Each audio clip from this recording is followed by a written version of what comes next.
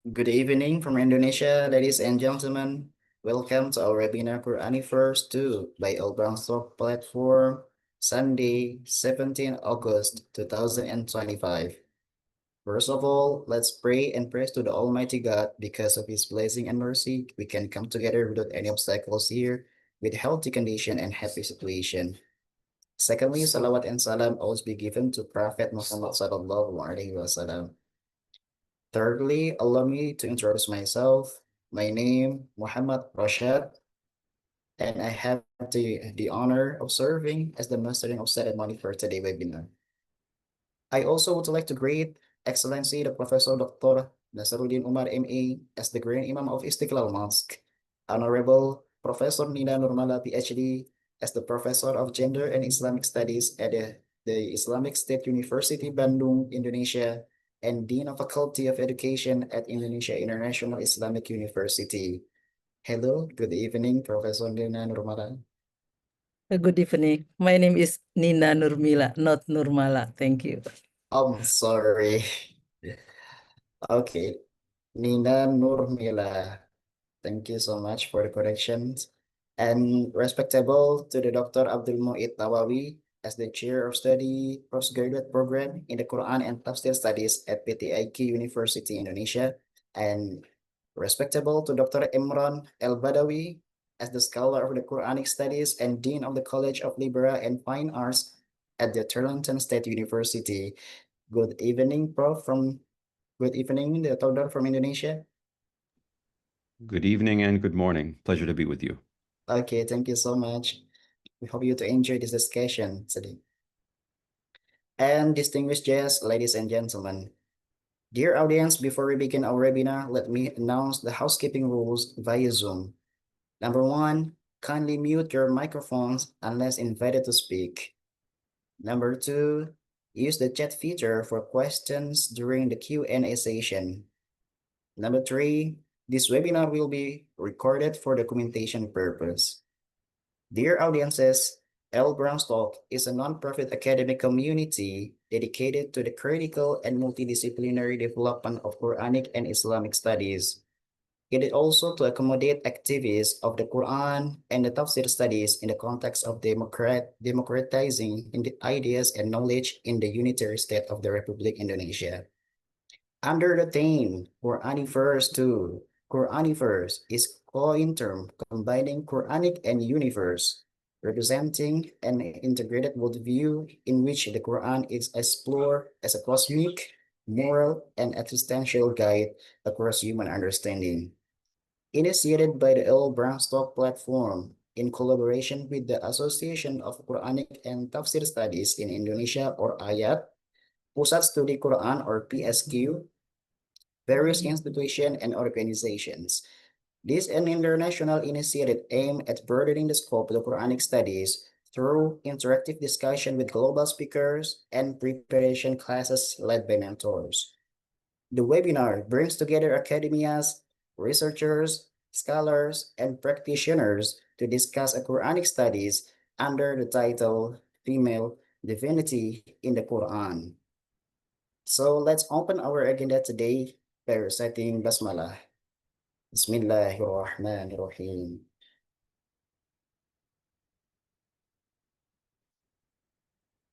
Well, audiences, we step to the next agenda.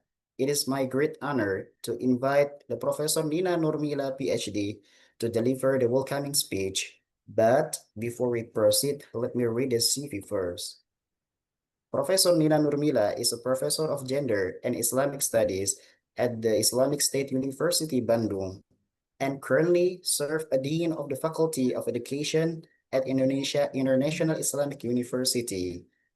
Her academic background includes Islamic State Institute Bandung in 1992, majoring Islamic education, master degree of Islamic education at Murdoch University in 1997, and PhD's degree at Melbourne University in 2007. This is supported by several visiting professors and visiting research fellow from multiple countries, such as Temple University, USA, Technology University, Sydney, Redlands University, USA, Western Sydney University, and Pan Amsterdam University. She wrote articles and book chapters on gender and Islamic in international publication, for instance, Routledge, Brill, Amsterdam University Press, Springer, Demeter, and so on. So for the Professor Nina Nurmila, time and place are yours. Thank you, Rosa. Bismillahirrahmanirrahim. Assalamualaikum warahmatullahi wabarakatuh. Alhamdulillahirabbil alamin wassalatu wassalamu ala Muhammadin sayyidil mursalin wa ala alihi wa sahbihi ajma'in. Rabbi shrah li sadri wa yassir li amri wahlul 'uqdatam min lisani yafqahu qawli, amma ba'du. So I would like to thank you to especially Ahmad Fauzi. I don't know where is she. I don't see it. He is the one who invited me to this forum, and I'm very grateful for this because I don't want the Quranic interpretation to be male dominated, and you certainly have tried to include the women voices, in order the one who speak about the Quran is not the only dominated by a male. And tonight I would like to express my sincere gratitude also to Dr. Emran Al-Badawi, and I admire the work of you, a unique and interesting study which is very detailed in explaining the story of the ancient stories and bring the feminine side, or the women agency to the surface, which has been previously hidden or blurred by patriarchal language or culture. I think this is very important work. So tonight, as a welcoming speech or the keynote speech, before you explain about your book, I think I'm echoing your book in bringing the feminine side of the Quran to the surface, yes, which has been blurred by the patriarchal language. And I support the continuation of this event, for example, by inviting other women's ulama also, such as Nurofia. I think Nurofia is one of the lecture in PT IKI, and then also the leader of Alimat, Badia Fayumi, and then Abdul Qadir, Abdul Qadir, and other global feminists also. So this is a good practice, and I really support this, and I'm willing to listen to Dr. Imran Al-Badawi's voice, and also your enlightenment, and also other scholars. Yeah, here is my 10 minutes. So please remind me if my time is over. The outline of the welcoming or keynote speech today. So I would like to briefly explain the background why it is important, to bring the justice, especially for women in the Quran. And then I would like to explain some of the examples of what Muslim scholars have done in order to echoing the justice revealed by God in the Quran. For example, in the issue of women family leadership, I think this was also discussed by Professor Abdullah Said during his lecture about contextual approach, I think 2 weeks ago. And then the issue of polygamy and monogamy, but I don't want to speak much about this because I have written this in my book. And then about the inheritance. Okay, so I am a woman, a Muslim woman, and there is a problem of being a Muslim woman in a patriarchal society, especially in the issues of leadership, because from my childhood, I heard that women are prohibited of being leader, and then that when you enter into marriage, your husband can marry more than one wife, and in terms of inheritance, women only can receive half of inheritance, and other issues like wife beating and the value of female witnesses. And that's make me questioning why is it like why religion seems to be for men only. Yeah, So, but in the journey of my life, especially during my master studies in Australia, I'm grateful to many Muslim feminists, either male or female, because being feminist is not born, but it is achieved through learning. I'm grateful that I can encounter the works like Amina Wadud, who from Amina Wadud's book, Quran and Woman, we can see that, for example, the Arabic language of, for example, Jamamu Zakar Salim, Muslimuna, or when we say Assalamualaikum, even though it is like it's mudzakkar, but actually women are included in that. And this structure of or the wording of Arabic language should be understood well when we are reading the Quran, to believe that the Quran is not only for male but also for women. Yeah, so this makes the subject of women invisible there. Yeah, and also the works of Fatima Mernisi, which challenge the taking for grantedness the hadith la yufliha qaumun walau amrohum imro'atan.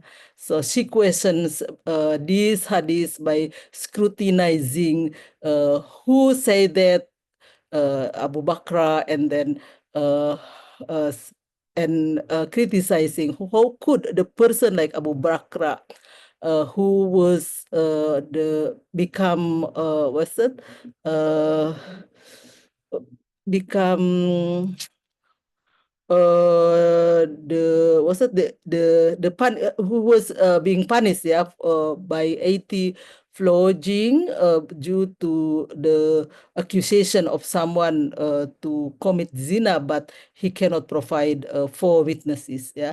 And some other scholars also whose name I cannot say one by one, but if you search in the Google, and then you can read the works of these Muslim feminists like Asghar Ali Engineer, Nasser Hamid Abu Zaid, and of course our minister Nasaruddin Umar, that I will explain briefly about his works. And here I'm speaking in the position of a Muslim feminist. Who is Muslim feminist? Muslim feminist is someone who believes that God is just, and therefore the Quran must be revealed to support justice. However, the Quran has been mildly interpreted from patriarchal lenses, blurring the justice message from God. Therefore, the Quran must be reinterpreted. So that's my position.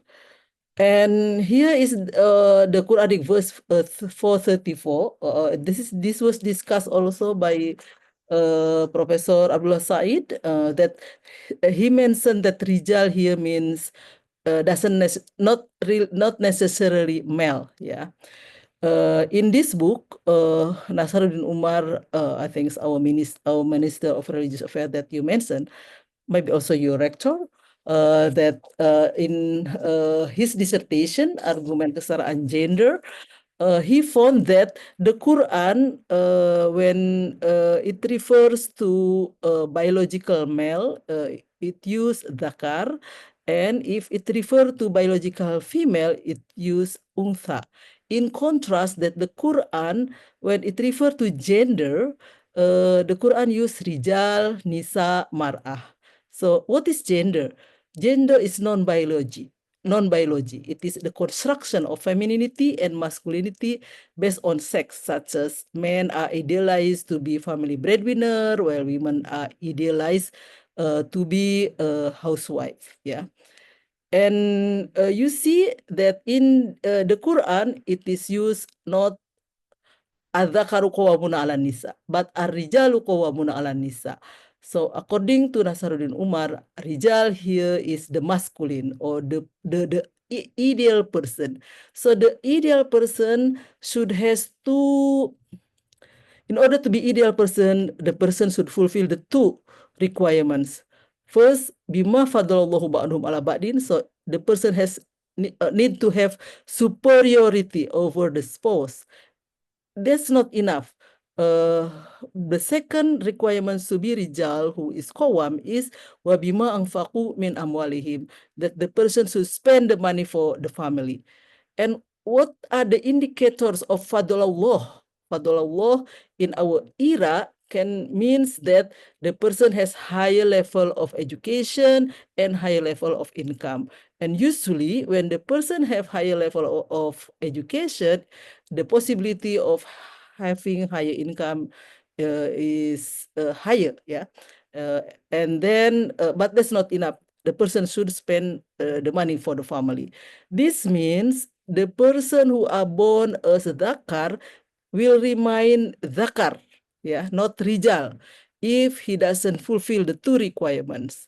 In contrast, the Untha, the female, if she fulfill these two requirements, for example, she has higher level of education or income, and then she spend the money for the family, then she can be a rijal. So by using this differentiation formed by Professor Nasaruddin Umar, we can see the justice from God that God doesn't elevate the position of male based on sex, but based on the achievement. And because the two requirements can be achieved by both men and women, means that whoever have the achievement, that's the person who can become ideal or the rijal. Yeah. Now I move to the Quranic verse on polygamy, which mainly being refer to that polygamy in Islam is permitted based on the reading of only a partial part of the Quran. Fankihu ma taba lakum minan nisa'i mathna wa thulatha wa ruba. In my book, I suggest Muslim to read the overall Quranic verses from verse 2, 3, and 129.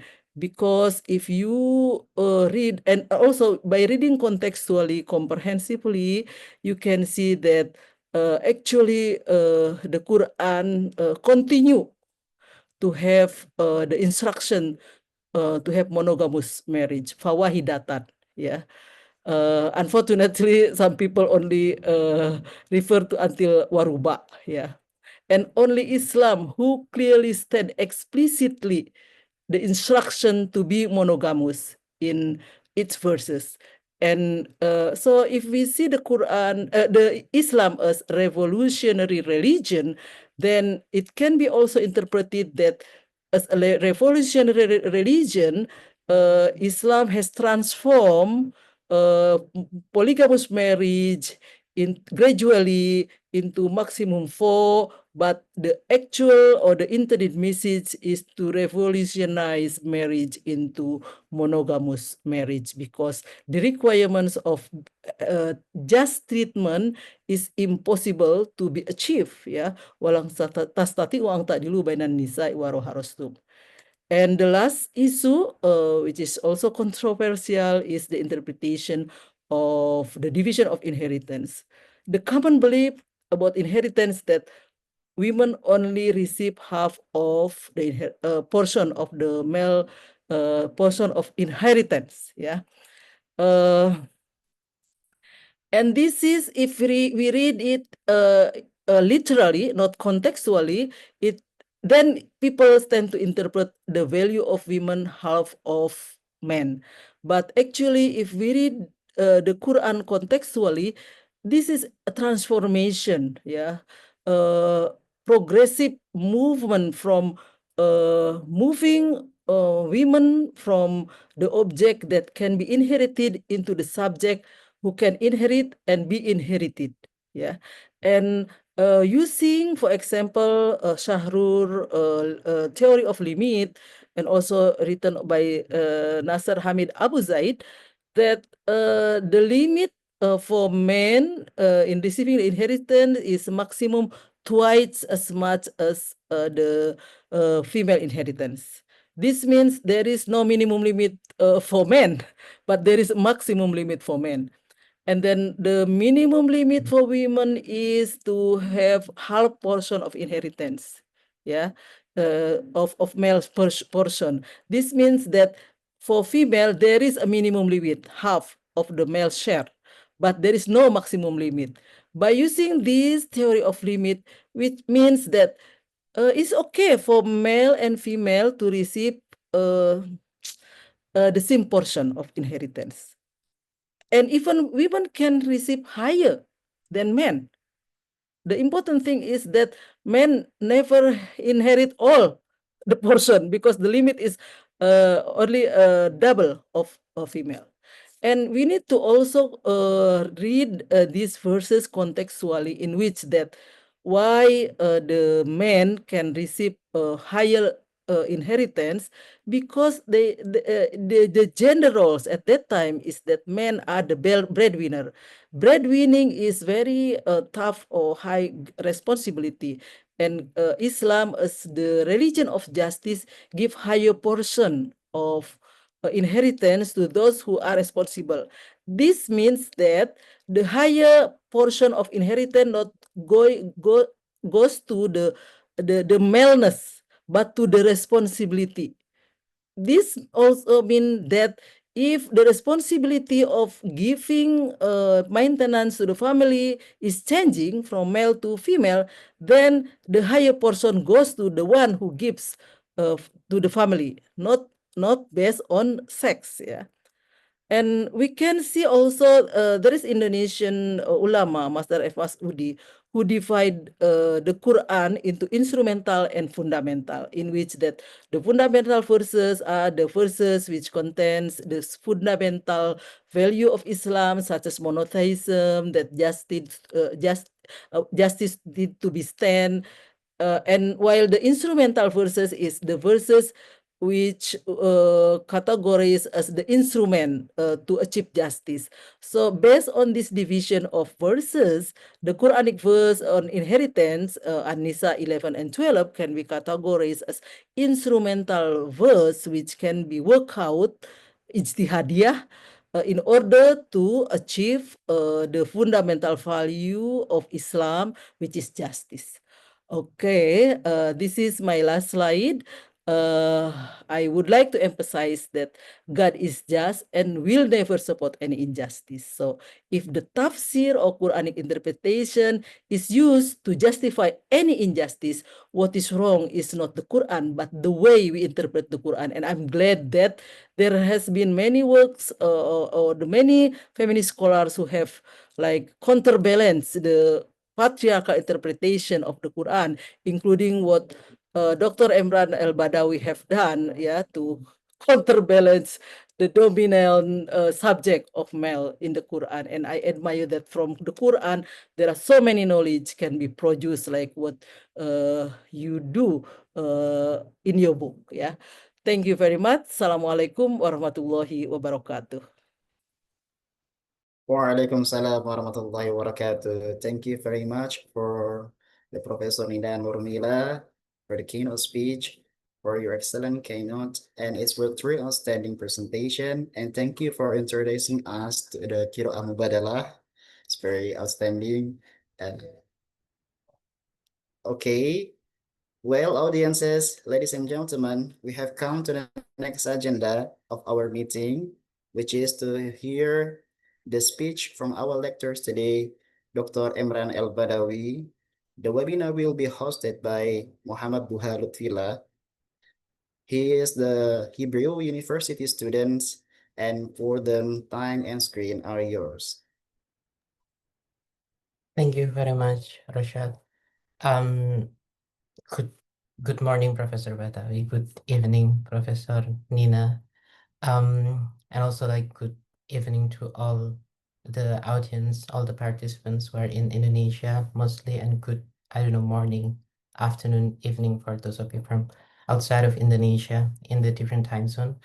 Honorable professors, Professor Nasaruddin Umar, Professor Mu'id, and other professors, welcome to the book discussion series by L. Brunstolk. If you are new to this series, L. Brunstolk is a creative initiative program by students associated to Istiqlal Mosque. And this is something that I don't think they have mentioned to Professor Emran El-Badawi before in earlier correspondence, that this program is associated with the Ulama Education Program and also female Ulama Education Program. in collaboration with Quranic Studies University in Jakarta. And the very book that we're about to discuss today is more connected to the female ulama education um, because as the title mentions, it talks about female divinity in the Quran in conversation with the Bible and the ancient Near East. The book is by Professor Emran El-Badawi, and we managed to invite himself to do what I will call a tabayun about the book. And so thank you very much, Professor Al-Badawi, for accepting our invitation. And before I forget the digital podium for him, I want to give a very brief introduction about Professor El-Badawi. He is the Dean of College of Liberal and Fine Arts at Tarleton State University and Texas, if I'm not mistaken. He was formerly chair of the Department of Modern and Classical Languages at the University of Houston, where he also served as associate professor and program director of Middle Eastern Studies. His research focuses on civilization in the Middle East and North Africa, including areas such as modernity and religion, Quran and Bible, and gender and classical Islams, and also energy and sustainability. He has done many advocacy works and consulted for several industries, including law, government, and oil and gas. Not only that, he has a bachelor's degree in computer science from Rutgers University. A very jaw-dropping academic and career path, I must say. And he has written many books in English, in Arabic. I will not mention all of his publications because he has published over 60 scholarly publications during his academic career. I will only mention some of his books. The first one is the Quran and the Aramaic Gospel Traditions. I think this is like the continuation of the dissertation that you defended in Chicago, if I'm not mistaken. It is by Routledge in 2013 and also out in Arabic. Al-Qur'anul Karim wa Taqalidul Bishara al-Alamiyah. Is that right, Professor? Yeah. Translated by Salah Idris in 2021. And he also co-edited with Paula Sanders the book Communities of the Quran, to which our dear professors Ahmed Rafiq and Lynn Ifa contributed to, and also my dear friend Scott Google also contributed to the book. And also now his current project is about the female power in pre-Islamic Arabia, and it gives birth into like a trilogy. The first one is Queens and the Prophets, out in 2022. And the second one is the book that we are about to discuss today, Female Divinity, and another one, which is out, I don't know, I hope very soon, that is also about, I think, the female power, like near the period of Islam. His current research projects include a book of female power, and also another one on hate speech as a global crisis, if I'm not mistaken. And one of his important writings in Arabic is Al-Hurriyah Al-Fikriyah wa Dirasat Al-Qur'aniyah. He has contributed to many things, Forbes, the Houston Chronicle, and the Christian Science Monitor. And together with many great names in the field, Professor El-Badawi founded the International Quranic Studies Association, known as IQSA, which I believe all of us has benefited from, and served as executive director and treasurer of the association. But this was at least like 3 years ago. And one last thing about him that I feel the need to say is that he was born in Malaysia, that he mentioned just before the talk. Something that makes us, or at least me, feel kind of connected with him. Professor El-Badawi will talk for about 45 minutes, followed by a 45-minute discussion. So Professor El-Badawi, please. Thank you so much, Mr. Lutfullah, and thank you so much, everyone. Good morning, good evening, assalamu alaikum, peace be with everyone. I am so just impressed, and as we say in American English, I'm floored. I really, really enjoyed Professor Nurmila's talk. I could listen for another 45 minutes just to you and all your wisdom that you're sharing with us. So much of what you said is the goal. It really is precisely where we must go. I am so incredibly honored to present with you, to present after you. And I hope, inshallah, that one day we can do this in person. So, where we can, I'm so glad that we were able to do this virtually. So I thank, of course, Professor Nurmila, Mr. Ahmed Fawzi, Mr. Lutfullah, Mr. Rashad, and so many of you. I'm forgetting all of the luminaries that helped put together this high caliber meeting. I'm really, really impressed. I'm so glad to have received this invitation. My great appreciation and gratitude goes to the Istiqlal Mosque. And what an honor and privilege, really, that a mosque would have such a program, and that in Jakarta, having different ulama programs, to be so inclusive.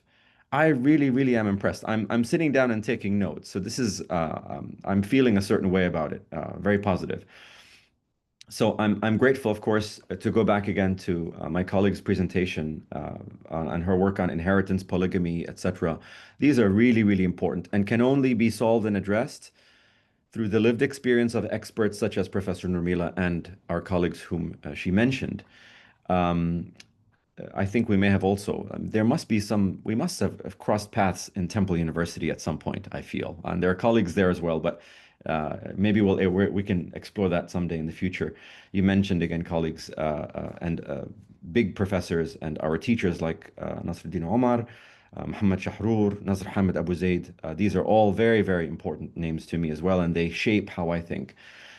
And you mentioned, of course, ICSA, and in 2015, of course, we had our annual meeting in Yogyakarta, and it was a terrific conference. Thanks to all of you and all of your strong scholarship and your kindness and inclusivity. Really, we never had a conference that big anywhere in the world. We had conferences everywhere, but nothing like the one in Indonesia. It humbles me that I'm coming after Abdullah Saeed, also one of my colleagues and heroes as well. Gabriel Reynolds, a good friend and colleague of mine. So if I'm going to try to squeeze everything into 45 minutes, I know that I'm eating into the time now. With your permission, I think I can share my screen. Is that correct? Yes? Okay, so I'm going to try and take the questions that I asked for. I'm going to discuss some slides, then I'm going to come back to myself and speak with excerpts from my book, and let's see how much we can do. So just bear with me for 1 second here.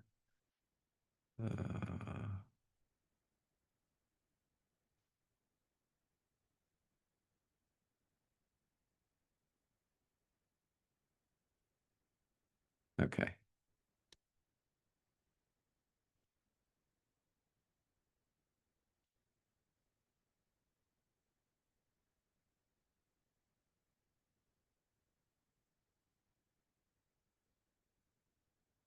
Okay, you know what? I think sharing the screen is going to cause a problem right now because I have some settings that I have to fix. So let's do this. I was only going to share some images, so it doesn't matter. I can do that without the images, and a lot of them are in the book. Very good. So I would like to speak then. I would like to begin by discussing. There are 4 parts to what I'd like to discuss today.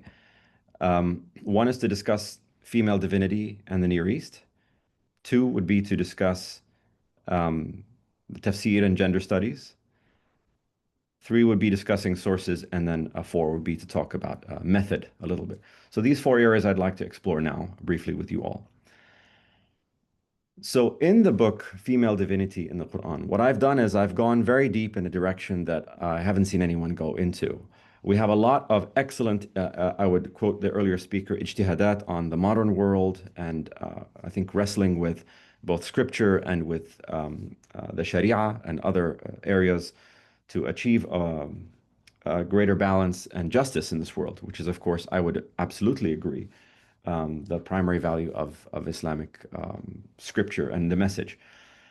So going deep into the past, one thing that I do is I argue that the ancient female divinity, which is known in the ancient Sumeria as Inanna, in later cultures as Ishtar or Ashera, etc., that this is the prototype for all female divinity. So this is my assumption and part of my method. And some of the successors again include Ashera, the Virgin Mary, who in some circles of Arabia is worshipped as mother goddess, and of course Allat and Al-Uzza. And only Allat al-Uzza. Manat is separate, which we can get to in a little bit. There's a lack of scholarship in this area for, I think, the reasons that some of the reasons that Professor Nurmila mentioned, and the sort of normativity of patriarchal institutions, both in the pre-modern world and in the modern world. And I don't need to, I think, go into into too much depth about that. There is some recent scholarship and going back into late antique Arabia. So late antique Arabia looks at the late ancient period, when the Romans and the Persians are fighting so much with one another that they're starting to become tired, and it gives rise to new entities and new tribes and groups. So with respect to female divinity in the Near East, looking at Surat An-Najm, so I was going to put up, of course, we know, I assume that my audience here, for the most part, knows the Quran either a little bit or very, very well. So this is my assumption. And the ayat, of course, أَفَرَأَيْتُمُ اللَّاتَ وَالْعُزَّى وَمَنَاةَ الثَّالِثَةَ الْأُخْرَى أَلَكُمُ الذَّكَرُ وَلَهُ الْأُنثَى, etc., etc. This is from Surah 53. This is, the entryway into this project. And one thing that happens here is Surah 53 says negatively or critically what is said later in Surah 55, Surah Ar-Rahman. There is a passage which says, An-Najmu shajaru yasjudan. We know this, right? That this is everything bows in praise of the Supreme Being. Everything, right? And when you look in the Hadith, in the Tafsir, this includes the trees, the stones, the stars, the constellations. An-Najm wa-shajar, I argue in the book, are Allat and Al-Uzza. And if you go deep into the epigraphic, archaeological, and literary record, this is precisely how Allat is worshipped. She is the morning and evening star, and Al-Uzza is the tree grove. That is the mother goddess, who is the goddess of fertility and nature, etc. And so what the Quran does, especially in Surah Ar-Rahman, Surah 55, is it subdues, it subsumes, it brings all the earlier divinities to serve the one divinity, Allah, right? This is how it works. So this is a connection which I think is meaningful for this audience. There are other things, of course, within the Quran, but especially in Surah 53 and Surah An-Najm, which are staples of everyday Arabian life. Looking at travel, trade, stargazing, looking at the stars is a very, very important thing in the context of the Quran. It doesn't get that kind of attention, but that's what people would go out and look up into the stars. And agricultural life. One of the ironies, of course, of the Quran, and it's very, very central to female divinity, is the context of the Quran is one of, it appears, farmers, those who are collecting harvest, fruits and vegetables and cattle. It is not the desert. It is not the arid desert. You have to go out into the desert. This is something that's also significant, and it informs our understanding of female divinity. Within Surah 53, in Surah An-Najm, by condemning the pagan trinity, I argue that the Quran subverts female divinity to male divinity. Now, of course, the male divinity in the Quran is a compassionate one. Now, he's compassionate. He can also be a god of vengeance, etc. But there is no more female divinity, and this, of course, has consequences. And one thing I argue towards the end of the book is that what the Quran does by subverting what I describe as the female trinity, as the pagan trinity, so Allat, Manat, Uzza, is that it revives a tripartite unity. This is basically the Basmala, right? We started this occasion with the Basmala. Bismillah ar-Rahman ar-Rahim. We've got these three. This is not a coincidence. And even within the Quran, okay, it says, Isjudu ar-Rahman qalu wa ar-Rahman, right? This is actually in the late Meccan surah. I forget if it's Surah Al-Furqan, I'm not sure. That is to say, even within the Quran, there is a construction of how to worship the one God, which is informed by this tripartite worship. And we, of course, know that within Christianity, there's a famous tripartite worship, which is the Trinity, the Father, the Son, and the Holy Spirit. I was going to show you all the images. It's very pretty to look at, but I'll have to send them to you another time. Let me mention also why this is important and how it is connected to the Hajj. This would have been great to show you the image, but 1 second, if you just bear with me. Or maybe you can send it to the email of Ahmad Fauzi, and then they will show it for you. The email of the invitation. Did you receive the email of the invitation? Maybe you can send via email.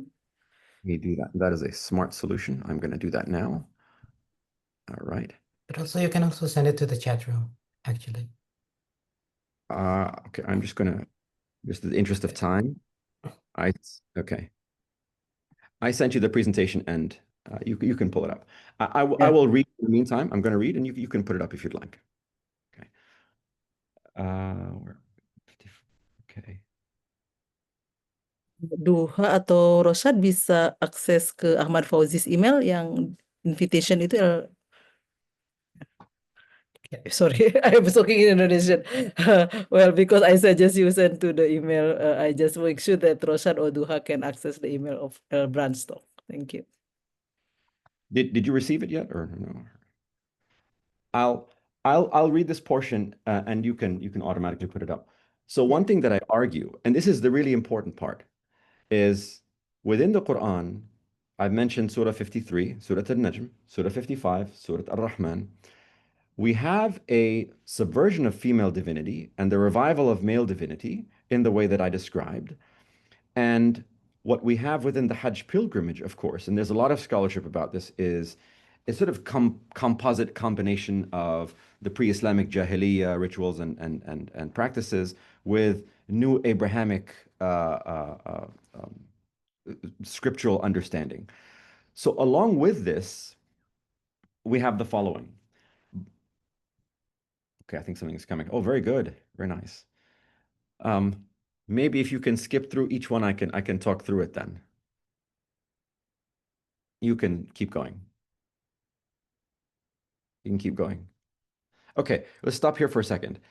Yeah, so Nativity in the Star. This is a nativity image from medieval Europe, and you can see already here, still preserved, is the darkness of the night in which the baby Jesus is born, and above which there is the morning and evening star, right? Or just the stars. This is typically it's Venus, and there's a lot. I go deep into the book, and those of you who have read it know. This is, I would argue, this is one dimension of Allat.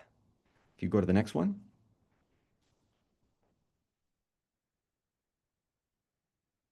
So this is a forest in Bahas, Saudi Arabia. This picture was taken a few years ago.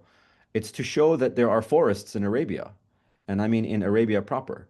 One of the tendencies of very skeptical Western academics is to assume that the Quran somehow began either in the north or in the south, especially in the north around Palestine, maybe even in Iraq. Now it's connected to those contexts, but no, this is the Quran belongs right where it should be: Mecca, Medina, Ta'if, etc. And one example of this is the forests. Why is this important? Because this is how Al-Uzza was worshipped, even according to the tafsir and Ibn al-Kalbi and the hadith literature. It is open tree groves, and there's a lot of sort of speculation about what this is. So this is just an image to help. Next one.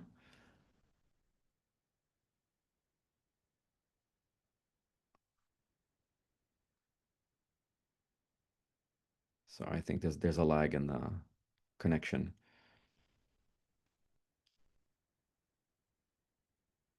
Okay. Will the next slide come or no? Okay. So these are examples, and it's fine if you want to skip through them. These are example of triple deities in the greater Arabian context, in Arabia proper, in Bilad al-Sham, in greater Syria, and in Mesopotamia for sure, and even in Egypt. And if we pause over here for a second, actually, Go back to the earlier one. I don't know if we're going to get it to right here. So there is an abundance of what I describe as triple deities, and we have this, it pervades throughout the Quran, and I bring it out as well. This is the goddess Ashura in Egypt. What does this matter? So this is the missing link between the prototype goddess in ancient Mesopotamia, Inanna, and Al-Uzza in Mecca. Ashura was the goddess, the high goddess of the Canaanites in the Hebrew Bible, who she's condemned 40 times. 40 is the magic number. Over here, she is holding in one hand the lotus flower, and in the other hand, she is holding snakes. And I argue in the book, this pose, she's standing over a lion. It's very, very common. This is woman in power. It's the goddess. It's the queen. That this pose is what informs the Quran's imagery of shajarat az-zaqum or shajara min zaqum, right? طعام الأثيم كالمهر يغلي في البطون كغلي الحميم. And then رؤوسه كأنه رؤوس الشياطين. Its heads are as though they were the heads of demons. Those are inevitably snakes. Snakes, and the connection between snakes and demons in the ancient world is perennial.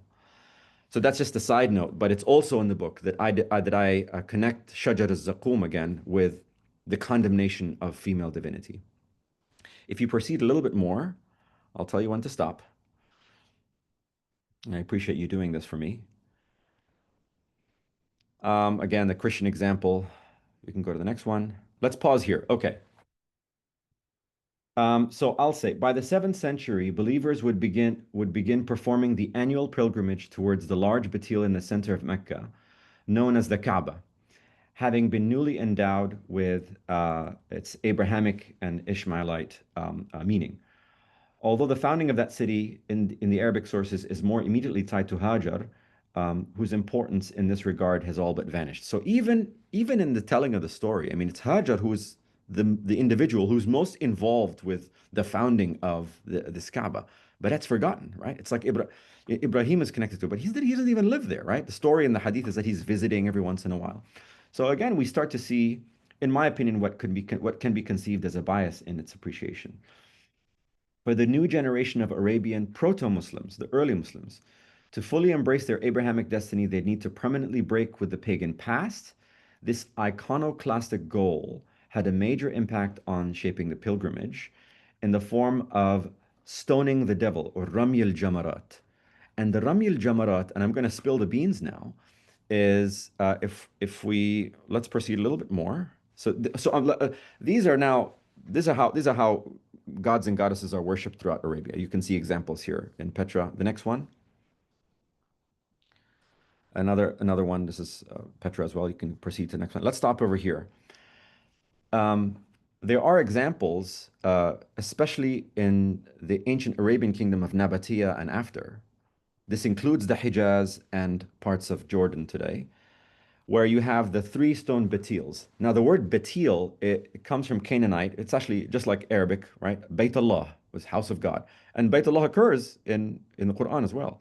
It means temple, but it also means the stone structure. And so this is how ancient Arabians worshipped their gods and goddesses, in the form of a stone, a cubic stone. So this is an ancient example of one of the Ramy al-Jamarat for one of the devils, so to speak. And there are 3 of them. And I argue that Ramy al-Jamarat against the 3 stone idols is Ramy al-Jamarat against Allat, Manat, and Al-Uzza. That's the conclusion. If you proceed to the next one, there's one more slide I want to show.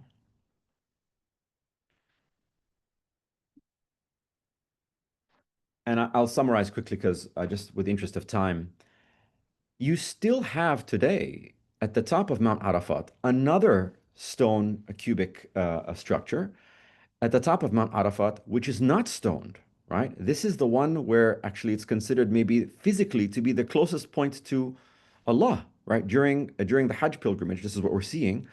where people are praying, supplicating. Some of them even do sujood, and this is controversial among Muslim circles that they do this.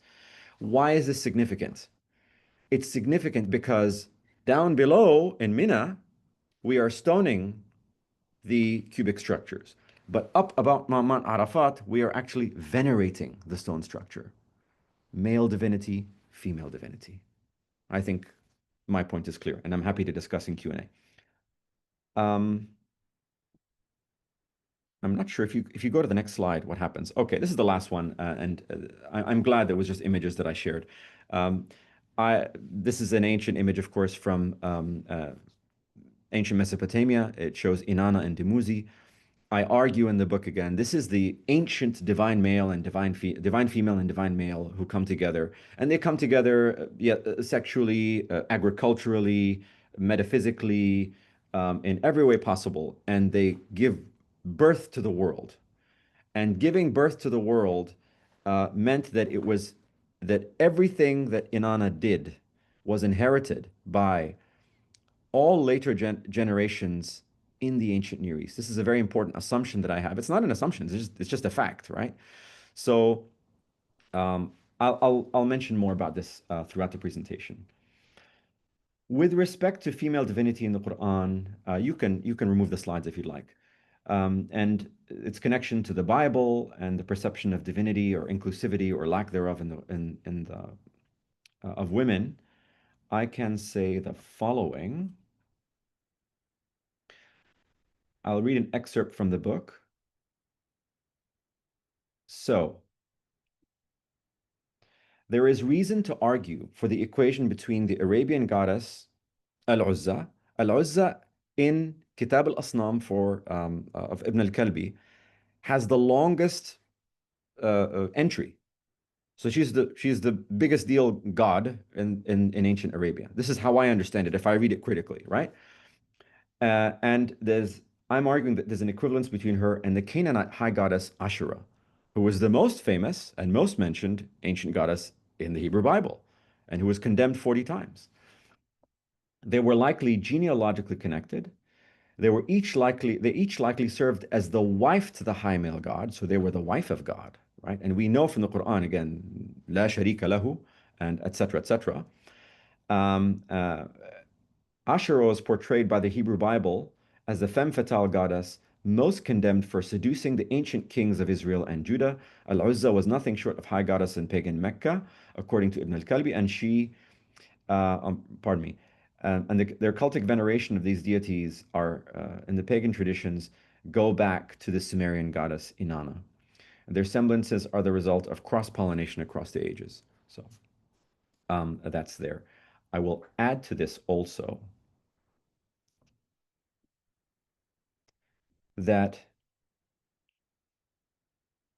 both Ashura and Al-Uzza, so this is connecting the Quran with the Bible, are deities of devotional and blood offering, which means what?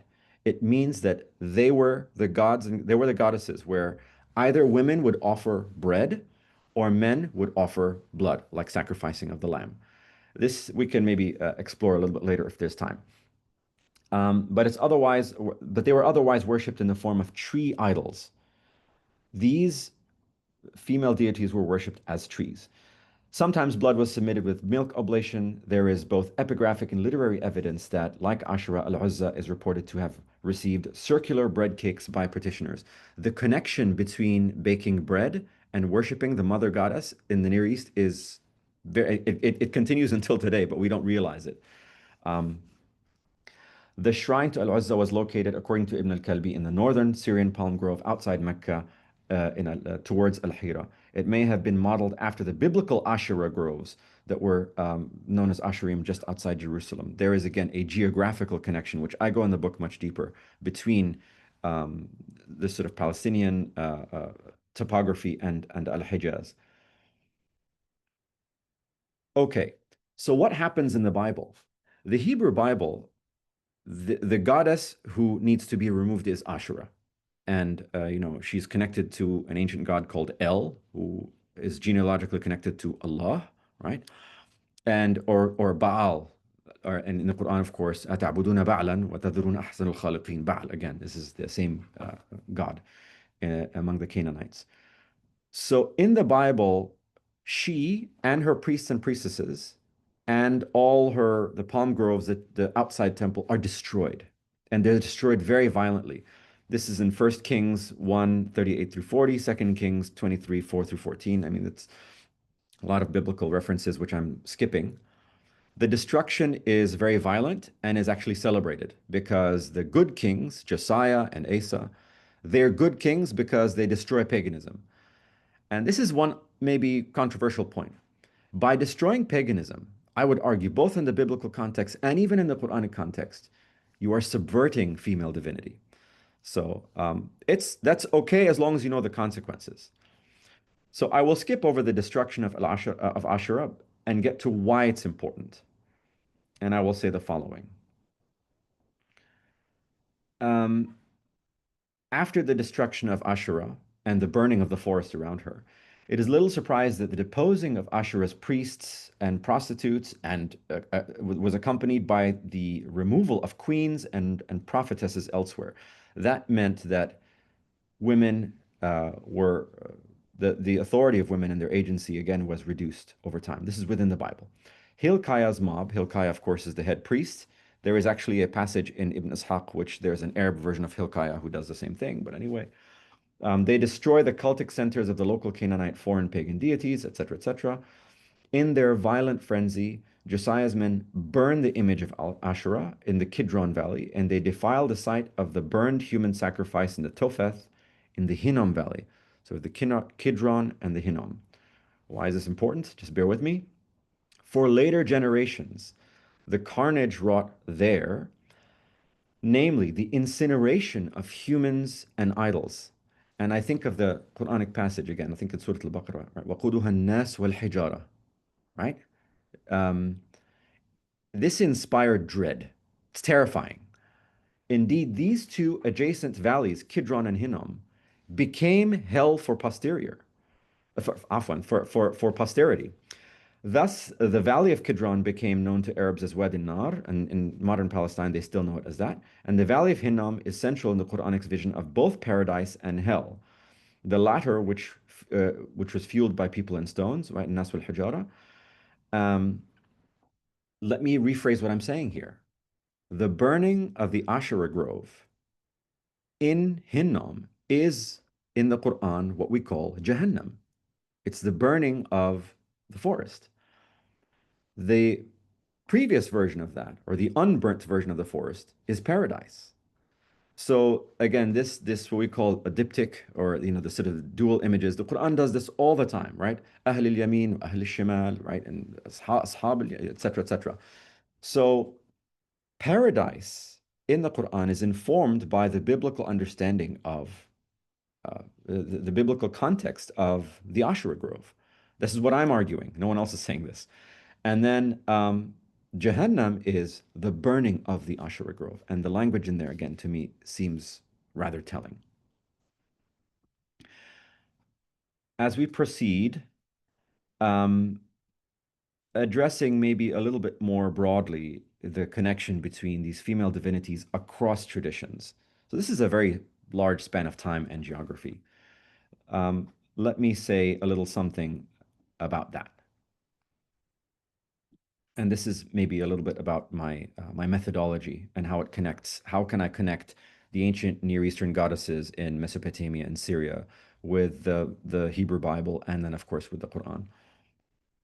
To speak of female divinity in the Quran is to extrapolate meaning out of symbols.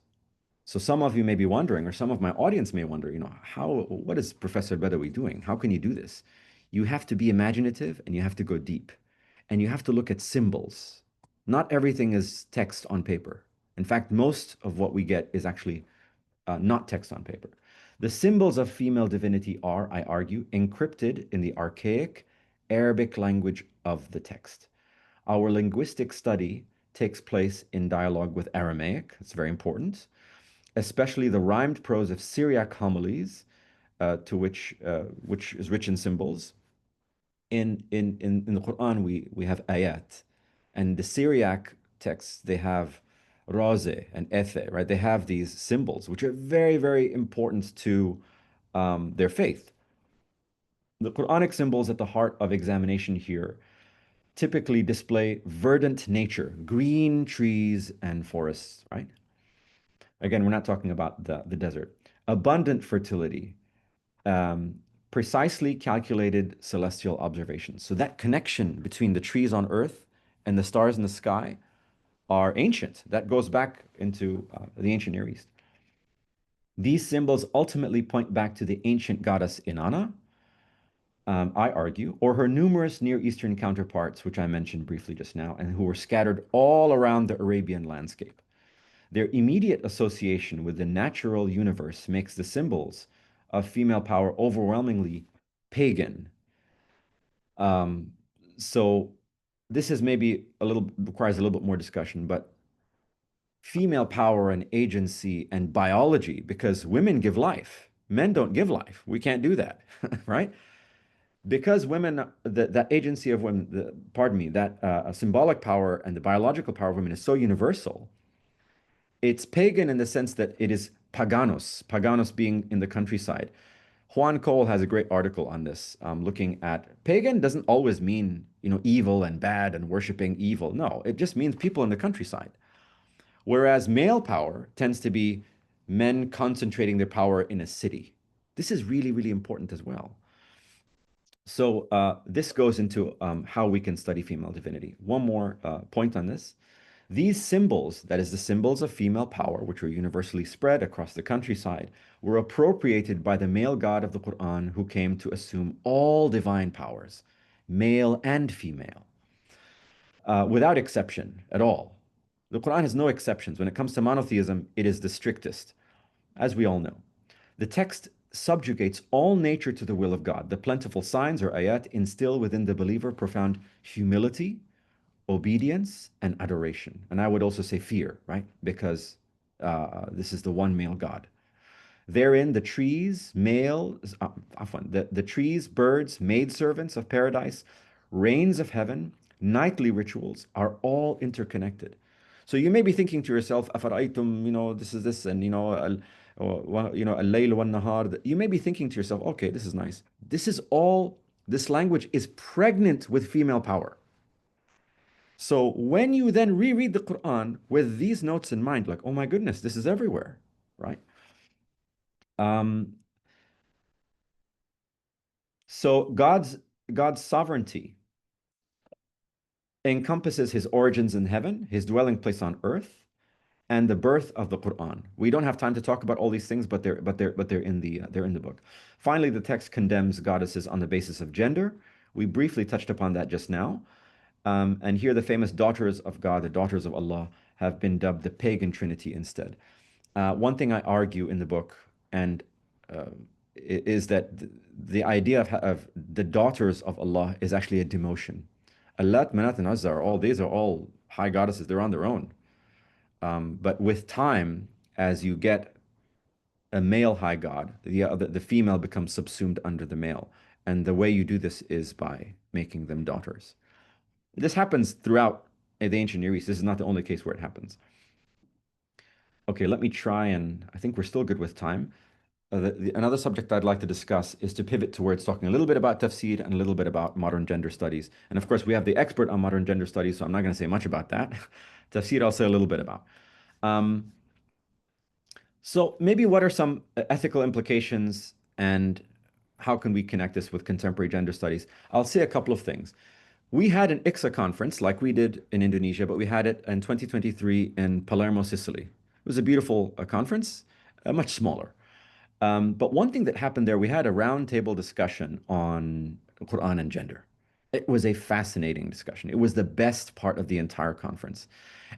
And the reason it was the best, in my opinion, was it demonstrated the disconnect between modern gender studies and the sort of late antiquity and Quran studies on one end. You have men talking about, going back, looking at the Hebrew Bible and looking at, Jewish law and things like that. And then you have predominantly, but not exclusively, women studying modern gender justice and the issues of polygamy and 434 that, as Professor Numila was talking about. And the two were not really connecting that well. And this came out many, many times, and I found it quite fascinating. So, and that is because, for the most part, modern gender studies and Islamic feminism, fascinating. I am a student of Islamic feminism. I am not at all, someone who can speak with authority on it. But it comes from a place of trying to create gender justice, whether it's in the Sharia or in the modern world. Whereas the study of late antiquity is trying to explore through language and history ancient texts. So how do you make those connections? I tried to do some of it in this book. But I will say also that there is certainly hope. We have tremendous scholars with us today, but also even at the conference with other colleagues, Naveen Rida, Yasmin Amin, and others.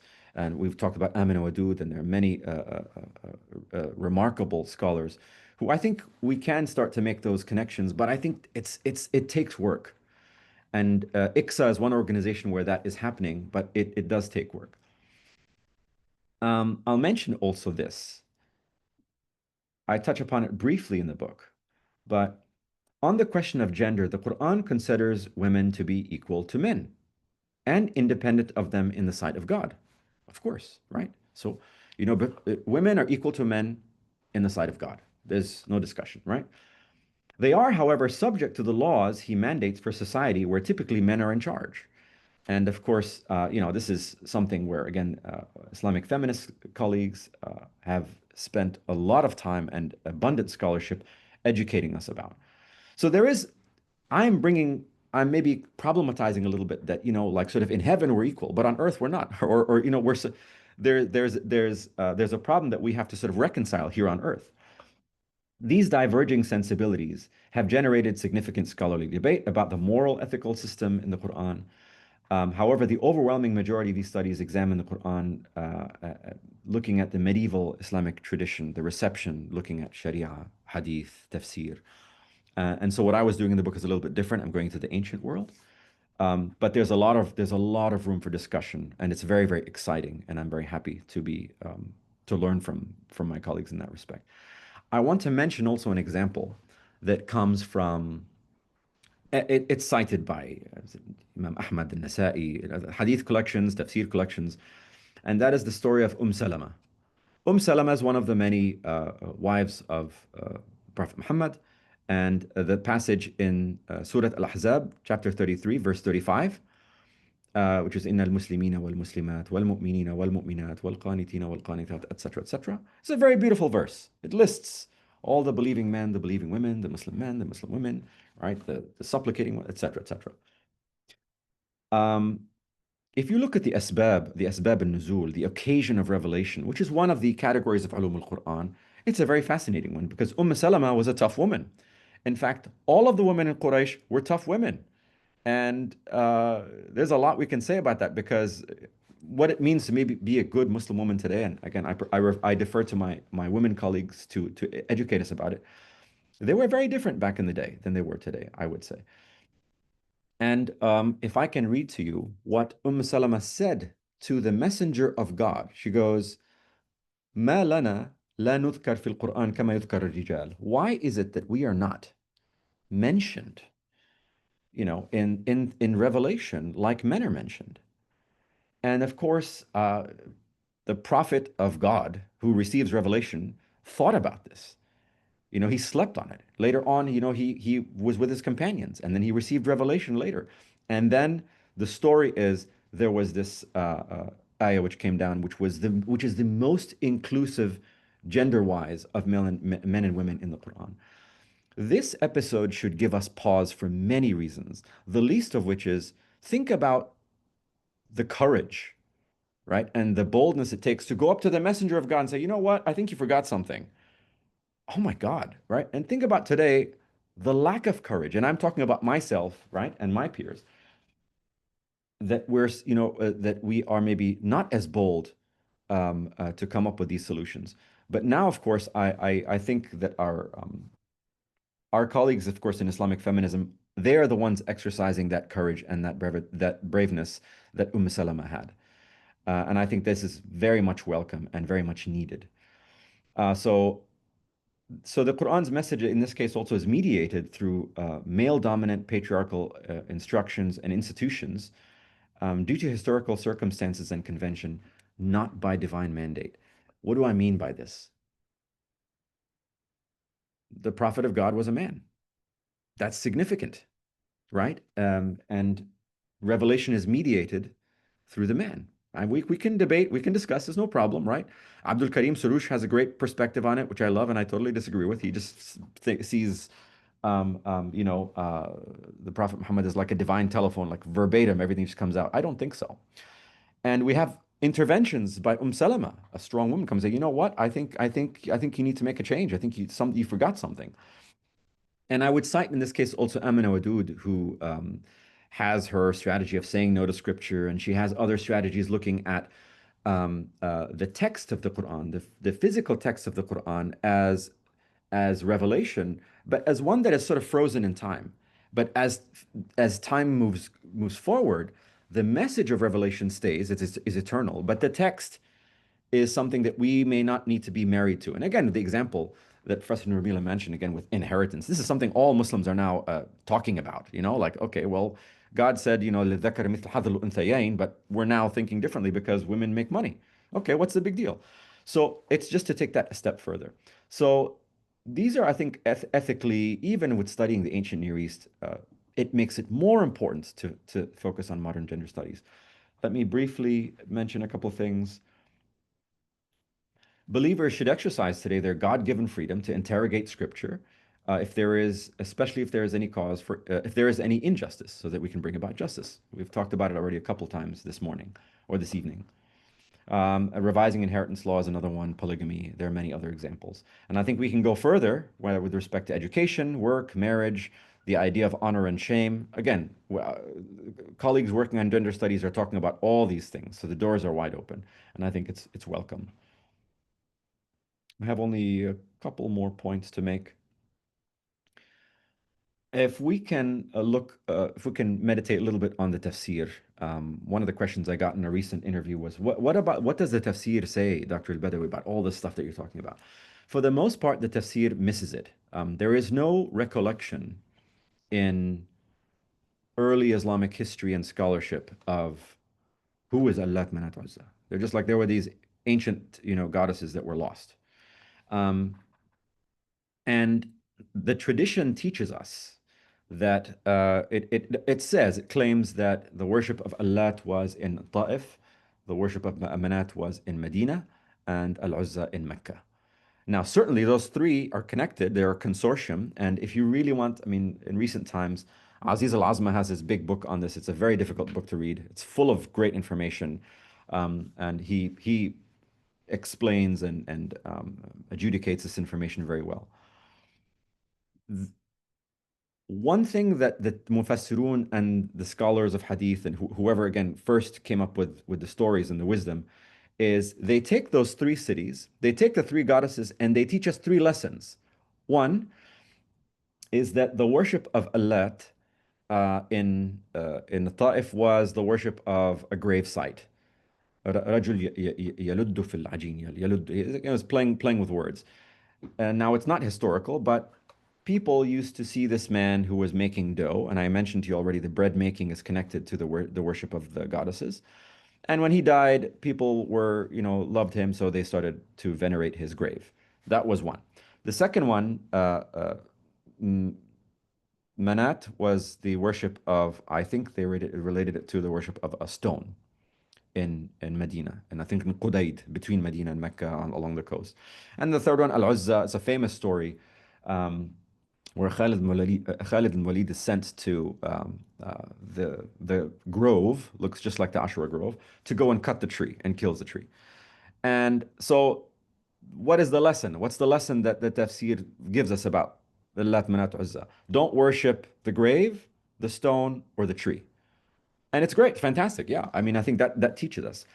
It's a very different message than, it's a very different approach than what I'm doing.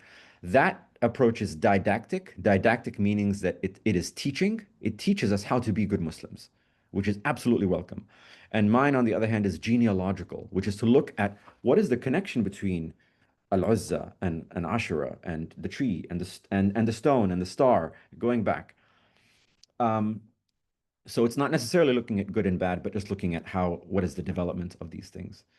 But it's also good. We learn, of course, from the Quran and from later Islamic tradition. The Quran mocks pre-Islamic Arabian misogyny, and inheritance of idolatry and infanticide, wa'd al-banat, and inheritance of idolatry. Of course, this is ma wajadna alayhi aba'ana, and the misogyny, alakum al-dhakar wa lahu al-untha, right? So the Quran does a masterful job of demonstrating how the pre-Islamic Arabs are so, in some cases, are very hateful of women, and in other cases, they sort of like, they worship women. Like this irony is there. The latest book by Firas Hamza and Karen Bauer, it talks more about this. There's more scholarship. I'm happy to get into it. Maybe, okay, how much time? Do we still have a little bit more time? Yes? Okay. Okay, I'm going to proceed with the next point until someone stops me. With respect to sources, as you can imagine, this is a lot of work, and we try to do the best job we can, of course, with sources. I've tried to do the best, and I think I got a question about how do we avoid bias in perspectives, and the problem of sources which have been self-selected, or history being written by the victors. There's a lot in there. I'll give you my perspective on it briefly. I think one very important thing, and I do this in all my works, is I state upfront my assumptions. So I assumed today, when I came to speak, I said, I assume my audience knows the Quran, because this is a very knowledgeable audience. So I would do the same thing in the book. I would assume that, I state my assumptions that Arabia is part of the Near East, that the Quran is connected to the Bible. These are all assumptions that I'm making. They're based on facts, and I argue that. So that's one way. A second thing is citing the widest variety of sources to bring out the widest variety of widest variety of sources to bring out the widest variety of voices. It means mastery of the Quran, Arabic sources, the Hebrew Bible, the Christian Bible, post-biblical sources in Syriac, Greek, Coptic, and Persian sources, etc. Arabian inscriptions, archaeology, art, architecture, and more, right? And my contribution in this respect is to extend this to include ancient Near Eastern sources, like the Sumerian temple hymns, because they are inherited by non-Abrahamic traditions, that is to say, the pagans. This is, I would say, new. This is something new that I'm proposing. And maybe some people accept it, some people will reject it. One of the problems that we have when we look at the Jahiliyyah is like, okay, we have nothing. We have no sources. That's not true. All we're looking at are the male-centric sources. We're looking at the sources I just mentioned just now, all written by men, all centering men, all about God who is, he's not gendered, but again, we talked about Jama' Mudhakkar Salim. He is referenced in masculine terms. But there's a whole category of existence outside the Abrahamic traditions, which have recourse to both in text and in non-textual sources that center women. And again, I'm citing here the Sumerian temple hymns.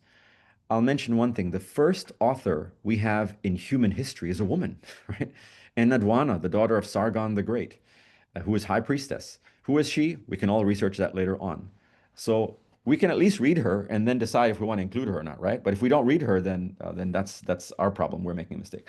Third, be critical of all sources and explicitly acknowledge the context of sources. So for example, the sources we have on Zenobia, and Arabic sources, Az-Zaba, right? Imam Tabari talks about him, etc. About her. Zenobia is, for a very short time, empress in the Roman Empire, but she's the empress of Palmyra, and the Romans destroy her empire. In 5 years, she's gone. Or if we learn about Bilqis, the queen of Sheba, right? Malikat Saba, who is the unnamed queen in the Quran. The only queen mentioned in the Quran who is without a name. Our information about these women does not come from these women, does not come from a source that was written by women, does not come from a source that is trying to center women at all. They come from sources written by men trying to cut down women. So I have to, if I'm going to quote that source, I have to mention that. And in this regard, of course, our sources are the church histories and the Islamic hadith, whose purpose it was, again, they center masculine power in the Roman clergy and masculine power in the Abbasid court. This is so important. Fourth, a historian is never 100% certain. Even me today, all I can say, it's ijtihad at the end. You know, maybe I'm 90% certain, maybe I'm 80% certain. We can deal with the world of probabilities, but not certainty. Let me give you an example. The worship of Allat, Manat, and Uzza, I argue in the book, is all over Arabia. Is it probable? I say yes. Is it certain? No, I'm not certain. I don't, unless we have a receipt or a photograph, I'm not certain. So we have to deal with percentages. Finally, I would cite a source in this regard. Nadia al-Sheikh has a book on women, Islam, and Abbasid identity. It's a fantastic book.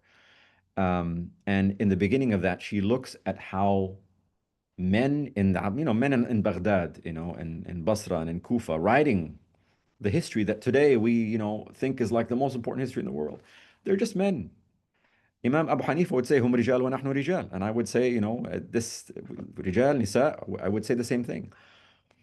One thing that Dr. Al-Sheikh says in her book is that the depiction of women in pre-Islamic Arabia in the Jahiliyyah as wild and crazy and savage is analogous to how in the Americas, in North America today, how they portrayed the native indigenous people in North America as savages. And I would extend even today, if we look at, we have war and genocide going on in our world today. And you look at the language of war and genocide, it is dehumanizing. And it is that kind of thing. So we have to, and maybe I'm giving a very extreme example, but we have to pause. We have to think. Tadabbur, tafakkur, like the Quran tells us to do, to think about these things. If we do all the things that I'm talking about, and other things as well, I think we can avoid the problem of bias. I think we can cite sources. I think we can make connections, and we can do so with integrity. Also about sources, I'll mention a brief point about sources across centuries and across different long distances. Why is it that I'm doing this?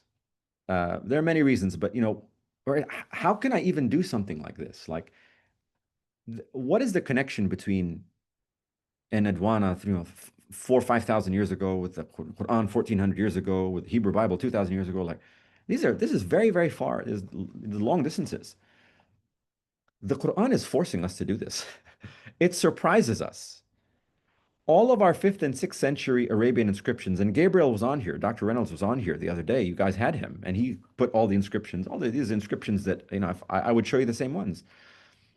200 years, all for 200 years before the Quran, all the inscriptions are monotheistic. Probably Christian, maybe this is what the Hanifs are, who knows, right? But we're exploring.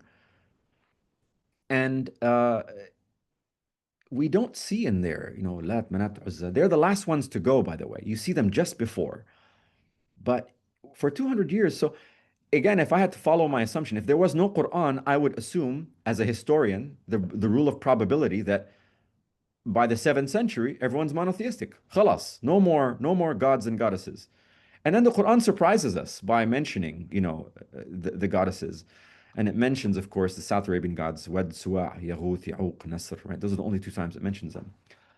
So if I can put them together, it demonstrates to us that in the world of the Quran, 7th century, in the Hijaz, in North Arabia, that pagan life mixed with monotheism, and they were so close. We think of them as very separate. No, I don't think so. I think I want to debate sometimes, maybe these are the same people.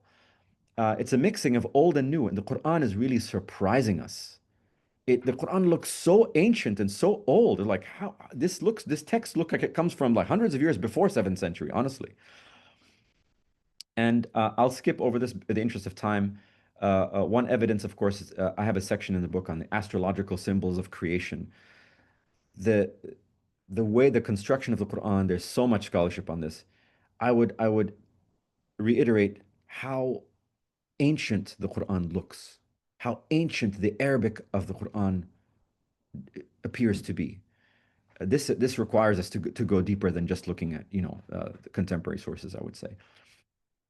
Finally, on method, if I can, I'll try to do this in 4 minutes.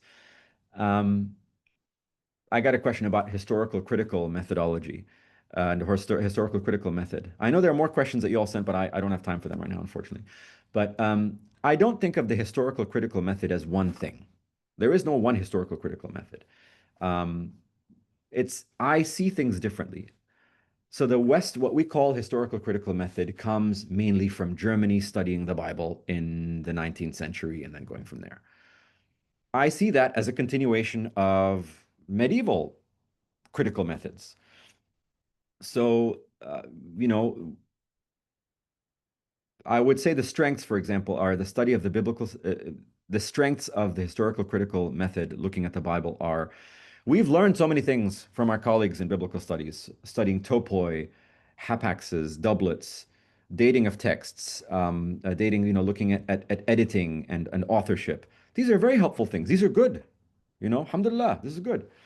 And that these, they build upon and can respond to the Quranic sciences. When we say ulum al-Quran, we have, of course, al-Makki wal-Madani, asbab al-nuzul, nasikh wal-mansukh, etc., etc.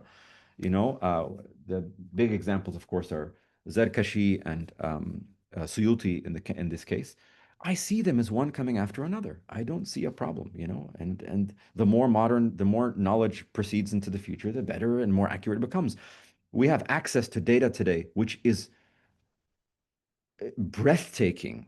The access to data today, sitting down on my computer in Texas or even in Indonesia, you can access today on your computer more than anyone, could in antiquity, combined. The kind of digitization of online libraries and so on and so forth. I would say even that modern philology, which again, the study of languages, looking at Aramaic, looking at Greek, etc., Syriac, it builds on Islamic tradition, looking at Mu'arrabat, Gharib. They were doing the same thing we were doing.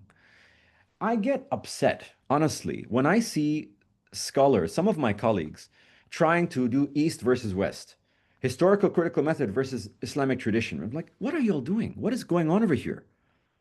Aren't we all scholars? Don't we learn from one another? We can be right and wrong, we can disagree. Okay, but then this is, to me, it's actually highly problematic. I would say, though, that there can be, of course, a weakness of the historical critical method, and the methods are just methods. They're just words and ideas. If scholars think that the Quran is like the Bible, that is a problem. Or if scholars treat Islam like the Europeans treated the medieval church, that is a huge problem. One example of this, of course, is John Wansbrough, very, very smart intellect, who just went down the wrong way and went really, really deep. I don't know what to say other than that. And because he demonstrated some of the qualities that I was describing, the problematic qualities. I think I have 1 minute left. I think I'll stop there and let's see if we have any questions. If there are other questions that you sent me, you want to ask them to me, I'm available. Thank you so much for your time. Thank you. Thank you very much. I forgot my role as a moderator, and I forgot to remind you about the time. But yeah, but you just stopped like on time. Thank you for doing that, because I was busy taking notes from your very, very interesting presentations. Thank you for your excellent enlightening presentation. I second Professor Nurmila in saying that we learned a lot from this presentation. And I also second you that you've done a lot of things like in this book, and I believe like there are so much more to go in the next book.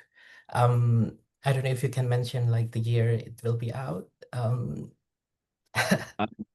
So if that's the first question, that's the hardest question. So Then the next book I'm behind. My role now is I'm a full-time university administrator. So I do my research on the weekends. So I work 7 days a week. Okay. I hope inshallah within the next 2 years. Maybe Okay. I hope you can manage to publish it soon, so we don't have to wait for so long. But thank you very much for that. I believe we have so many questions here. I myself, I have many questions from your presentations, but there are participants who have put some questions. One of them in the chat room, but one of them has raised hand, so I will allow Nafisa Zarqa first to raise the question directly to Professor El-Badawi, if you might. Please.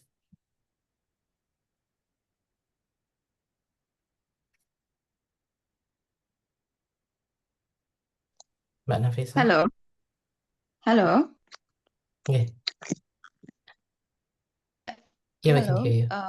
Can you hear my voice? Yeah, we can hear you.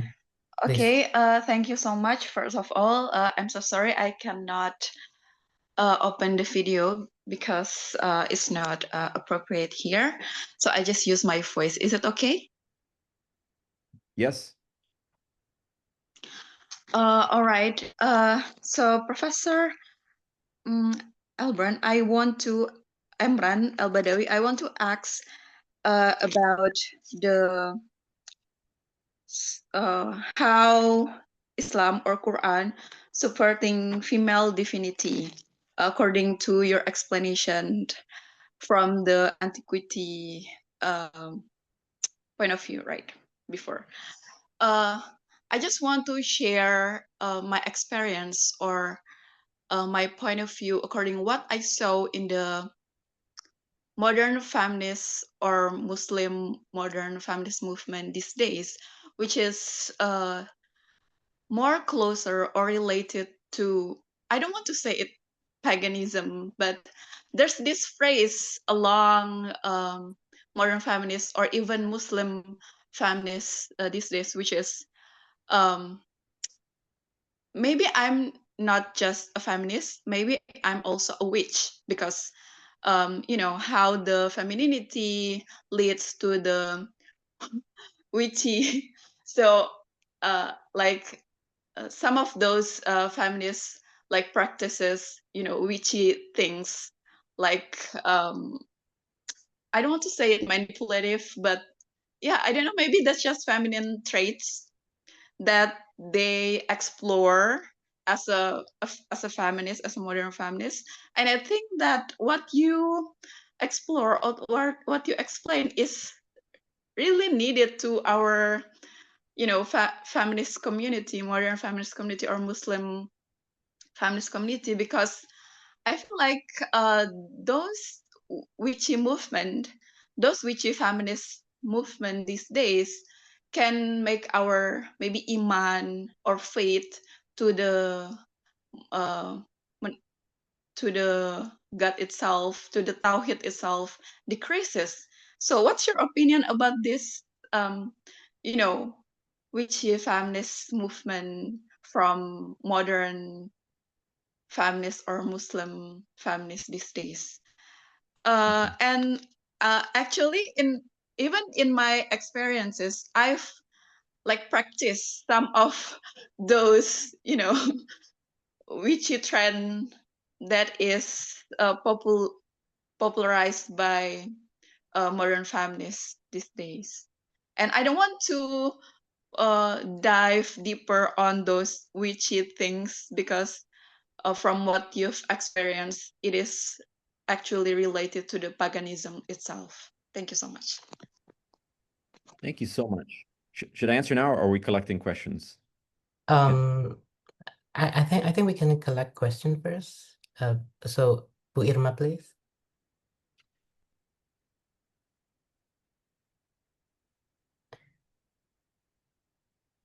Bu Irma. Yes, thank you very much. Yeah, this is actually such an interesting and insightful presentation from Professor Emran El-Badawi. Thank you. I'm looking forward to reading your books. Actually, there are so many information that I have to deal with it. But you already mentioned in your presentations about the Quran subvert from female divinity to male divinity. Although you already mentioned slightly about I because I think that there is like asymmetric or contradictory between the what I just wondering whether you can elaborate more on the connection between female divinity that worships before Islam and the treatment of women in those communities. It's because it's like contradictory. So you could elaborate more on that. And the second question is I just wondering about the background, why the Quran subverts that female into the male divinity. I think that's also why the Quran hesitantly mentioning that the Maryam or the Mary is not the prophet, although she has the competency of receiving the wahyu and like having the mu'jizat, but not even mention that she is the prophet. Is it really correlate that the Quran want to differ itself from the previous, like religions or traditions? Or that's my question. Thank you. Yeah. Thank you, Bu Irma. And the question in the chat is actually the same question with Bu Irma's first question. So I think you have 3 questions now. Please. I have. Okay, can I answer? Yeah, please. Okay, thank you. Thank you so much. What great questions. I'll go in order. The first one is really what a fantastic first question and completely unexpected. I must say I'm totally unprepared to talk about it, but it's fascinating for many reasons. So you asked the question about feminism and paganism and what you described as witchy, and I think in the US we call it Wicca, W-I-C-C-A, Wicca. There is a modern movement among a modern, I would say, secular movement, but has certain practices or sensibilities which can be incorporated into different religions and cultures. So I am. You probably know a whole lot more about this than I do. But what do I think about it? I mean, I think that any opportunity for us to think outside the box, to think differently, to explore, to be bold, to be brave, and to say, okay, well, what are the modern practices in Wicca which can help me be a better Muslim or Christian, or why not? If it is, that's not something that hurts anyone. I would add one thing. So I don't really have a straight answer for you other than to encourage you to explore. Abdullah al-Naim, who is a professor of law, professor of Sharia, professor of international law, human rights law, he said something very interesting. When you asked your question, I thought of it. He says, every tradition needs its heretics. And heretics, I'm here thinking of Wicca and witchiness. I mean, if you think about the Sharia mindedness, this is all unacceptable, right? And this is a professor of Sharia who's telling us, no, we need to actually think outside the box. And that idea of, there's even, Nasr Hamid Abu Zayd talk about hartaqa and hartaqat, and it's so important to think about different ways of being and living and different rituals, and I think Wicca can do that. And I think this is maybe a next project. Maybe you can write that book, and so thank you again for your question, and I'm going to think about it more in the future, I promise. The next question, going in order, is about. I'm going to take the third and then go to the second. So because they're connected, why does the Quran sort of subvert divinity and Mary? Let me just take that, and not subverting Mary, and that's as a divinity, yes. So why does the Quran, on one hand, again, it honors women, it wants to treat women justly with clear standards, give them rights for ownership, etc., so on and so forth. So those are good things. But then at the same time, it's subverting divinity, female divinity, which maybe we can say is a bad thing. Maybe we have feelings about it. Maybe we, but the answer I would give is that that is the convention of the time. The idea that men are in charge, and Amina Wadud talks about this. She has articles on men in charge, and I think the Communities of the Quran book, she talked about it in that one of my publications. Men have been in charge, and in late antique Arabia, men are in charge. Men are in charge always. When it comes to religion, economics, politics, family, men are in charge. Now, that's not entirely true. I'm going to contradict myself in 1 minute. But when it comes to giving guidance and making laws, men are in charge. So that's why it is a convention for the Quran to center male prophets and to center, even though God is genderless, to speak about him as al-qawiy al-mateen, the quwwatin 'inda dhil arsh mateen, etc. This language of kingship and masculinity, etc., etc. It's a convention. And maybe it's a little bit controversial for me to say, but if the Quran was revealed in a society where feminism, schools of feminism and masculinism were the norm, it would be different, right? And I gave the example of Salama. So that's what I would say. And one thing again about Virgin Mary or Maryam in the Quran, there's so much that goes into who Maryam is in the Quran. There's simply no time at all to talk about it. But she as a divinity, as the mother goddess, and it says, of course, in Surah Al-Ma'idah, it's very clear, and it says, did you? I'm just going to say it in English because I don't want to misspeak in Arabic, right? But this is God questioning Jesus on the Day of Judgment. Did you tell people to take you and your mother as gods instead of me? Right? Ilahayn min dunillah. And if God asked me the question, by the way, did anyone tell you to take you and your mother as gods instead of me? I would say no. But in the Quran, Jesus doesn't say no. He goes into a complicated answer, and the reason, again, there's reasons for that, has to do with Christological controversies. But that is, again, another process of reorganizing theology. God is at the top. Everyone else is at the bottom. You Mary, in some places, they worshipped Mary as the goddess. They worshipped Jesus as the Son of God, right? That was now subverted. So this is how I understand why, even though Mary was extraordinary, right? So she was chosen among the entire universe, على العالمين. And yet she's not, sort of like, she doesn't come with a message and as a prophet. I think those are conventions of the time.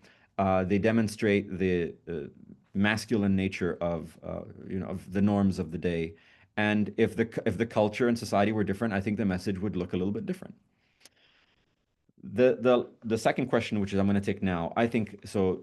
It was asked here, it was asked in the chat, and it was one of the questions that y'all sent me. So it's the big question, which is, how can I reconcile this problem of I'm arguing that within the Jahiliyyah in late antique Arabia, there's divinities. There are female divinities that women are represented upstairs in the sky. And yet we learn from the hadith and from Islamic tradition that women were treated like slaves. There was sort of sexual immorality. It was a time where women did not have rights. They were abused, and that the Quran and Islam and the Prophet of God came and gave them their rights and protected them and empowered them. So there is a problem here. And I'll try to mention there's two angles to this. One is Islamic tradition is presenting to us a little bit what Nadia Sheikh gives us. It sort of gives us black and white. So Al-Jahiliyyah is the darkness and Islam is the light. Okay, as believers, we can accept that. That does not mean that everything in the Jahiliyyah was bad, but that's what the tradition promotes in theological terms. So, you know, they're worshiping idols. They are, you know, going around the Kaaba naked. The marriages, all this, you know, they have, you know, sort of loose marriages and trading spouses, and women are abused, and slavery is rampant, and there's so much injustice. Now, some of that has to be true, but it is not black and white. And actually, it is not true at all that women did not have rights in the Jahiliyyah. It is not true at all that women were disempowered in Jahiliyyah. It is not true at all that women did not function in public life and were not leaders in their community. That is really, really important, and I want to share that with you all today. And if you want, you're like, okay, Dr. Badawi, what are you talking about? If you read one of my previous books, Queens and Prophets, there are tons of examples in there. Queenship, the queen, the priestess, and the warrior, the chieftain, were everywhere. Women did all sorts of things. And I utilize tools from the classics and biblical studies, but looking at barbarian nations. So in the Roman Empire, you were either civilized or you were a barbarian, you were outside. And the Arabians were one of the barbarian populations. The main two were the Arabs and then the Germans. Those populations, the women were tough women. They married men, they divorced men, they had children, they threw the men out of the house, they took armies and they went into war, they had money and they spent it the way they want, they had homes, they had property.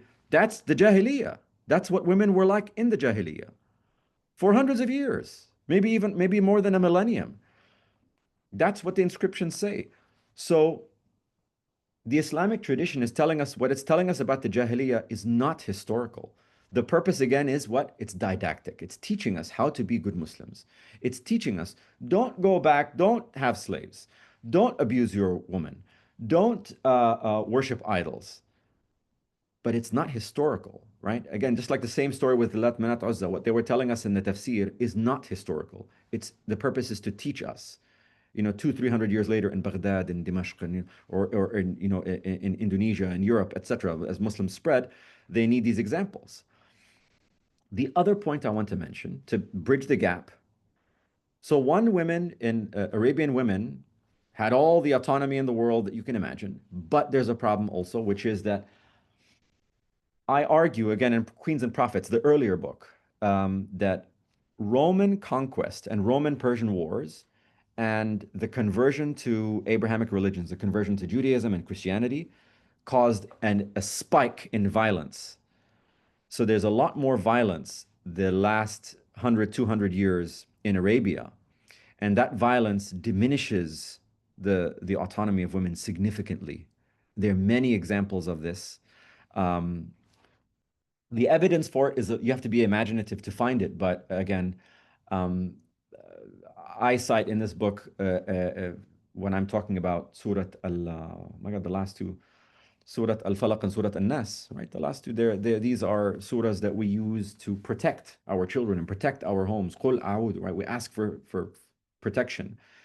I argue that this is in parallel to another text in the late antique world, in Arab circles also, that's called the Amulet of Alexandria. An amulet is a little something you can wear. And people wear Surat Al-Falaq and Surat Al-Khalas, whatever. They wear it as a necklace. They'll put it as a little something on the door.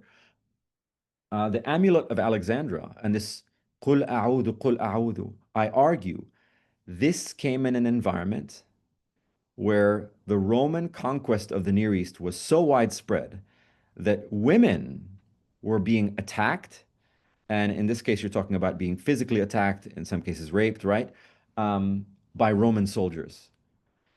This means the diminishing of women's freedom and autonomy. And I will add also that in the Ayyam al-Arab is a collection of poetry celebrating how men commit violence in this world and destroy the world and celebrate it. Really, when we think about how comical, some of this is, it really is, it should give us pause as human beings.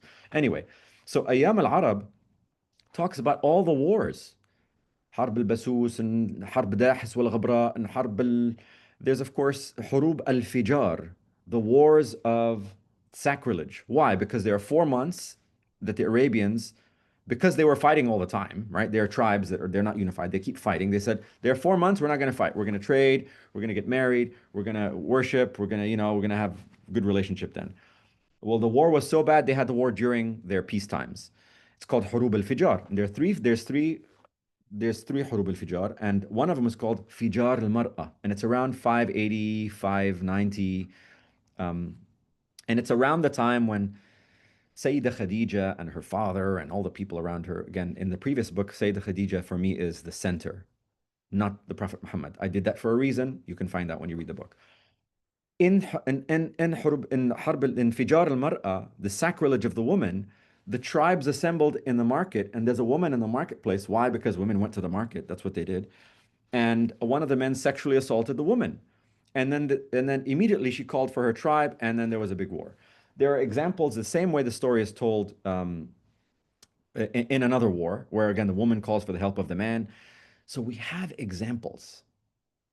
One, women were powerful in the Jahiliyyah, and two, they started losing their power because men were fighting wars between one another and their autonomy plummeted. That is the nuance that we need to get when we talk about the Jahiliyyah. And that is why in the Quran, we have a context where people are already converting to the monotheistic religions. The overwhelming majority in the Quran, it says, Ya ayyuhalladhina amanu, Ya ahl al-kitab. It does so dozens of times, 50, 60, 100 times. It never says, Ya ahl hubal. It never says, Ya ahl allat, Ya abadat allat, Ya abadat uzza. That never happens. Because by this point, they're so small, right? So we require this kind of nuance that women in Arabia were historically, they owned property, they were queens, they were prophetesses, they were priestesses, they had all the autonomy that you can imagine. The next book, if I can get to that, and just if I speak for just a minute, really explores how Arabian women had male partners. And you had ta'addud al-zawjat, this is polygamy. You also had ta'addud al-azwaj. Otherwise, why was the Quran telling you that, there are prohibitions on what we can do? Because back in the day, women were doing the same thing that men did. And the Quran came to end it as well. So the Quran actually contributes to the Quran does both things, right? It's sort of, women are equal, but they're limited. And that's my position on it. Okay, I'll stop here. Thank you very much. That actually answers the questions, but also raise other questions, I believe. So if other participant has questions, but I'm afraid we only have 7 minutes. If you have more, I don't know if you have more minutes after what is it, 10? I'm Is fine. it 10? I have time. Okay. So to the participants, if you have more questions.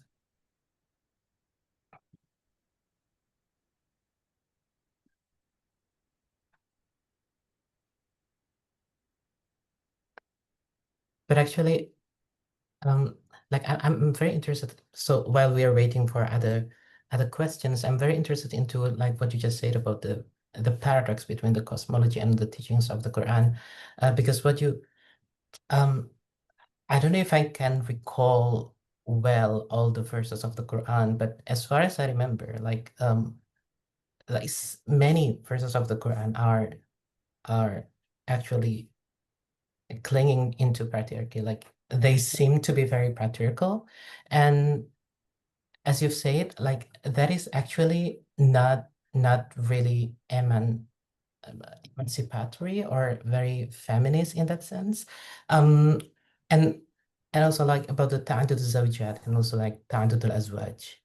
If that is the verses the equal to ta'addud al-zawjat.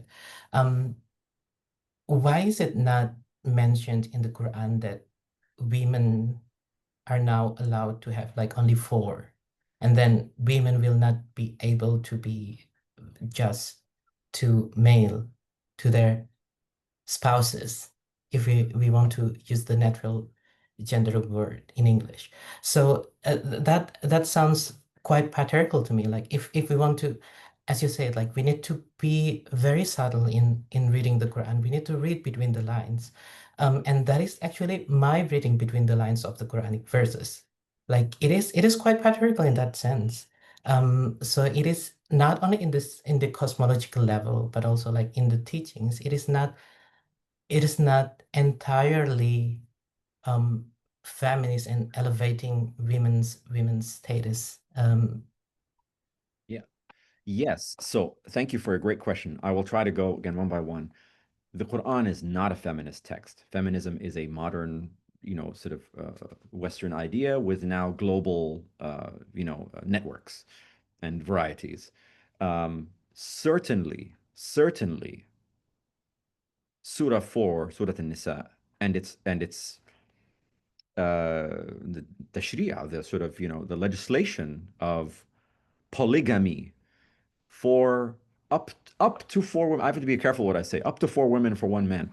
That is not feminist in any regard. I mean, I will say that I talk about polygamy in my first book, so on the Quran and the Syriac Gospels. What I say there is, I mean, when it talks about yatama, then it talks about nisa. وَانكِحُوا مَا طَابَ لَكُم مِّنَ النِّسَاءِ, right? And I'm not the only one to say this, but I feel like I was the first one to say it way back when. Now there are other people, especially in the Arab world, they don't talk about nisa as women, but as widows.